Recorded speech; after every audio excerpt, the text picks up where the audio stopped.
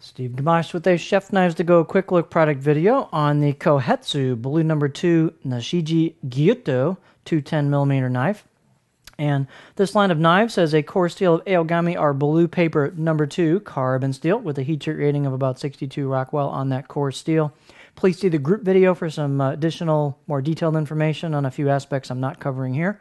The construction is a stainless steel cladding on either side of that core steel for lower maintenance, and I would call it a rustic, what Nashiji is a pear skin type finish, but this is more rustic compared to some knives, and kind of a matte finish on it. The edge steel really shows up nice comparison to the matte finish on the cladding, and is real nice contrast. This does have a little bit of patina going from me cutting some various ingredients, but I was pretty impressed with this line, not being super duper reactive right out of the box, which is kind of cool. The weight on the knife is about 155 grams, 5.5 ounces.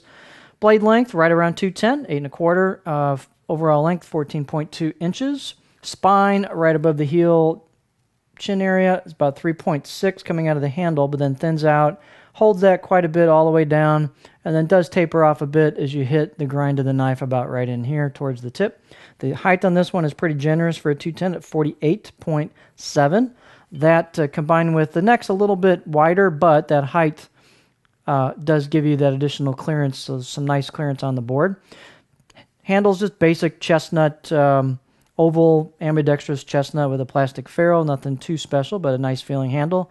The circumference right about here is 3 inches around, and so it fits the knife quite well. The balance point on this knife is pretty close to a pinch grip, so right about there, and your pinch grip's right about there.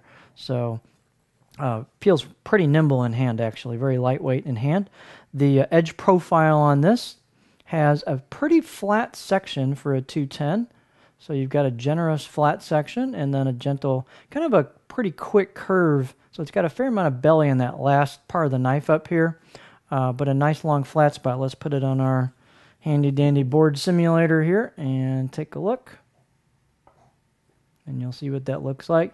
You hit a little bit of a heel. It's not a definite slam into the heel, but you've got a nice flat spot there, so it's not like a continuous arc or curve like some Gyutos. So even though it's a 210, you've got a pretty generous flat spot on it, and you've got a fairly sharp belly up towards the front, so you can get pretty high over ingredients. So it's actually kind of an interesting combination for a variety of styles, of cutting styles.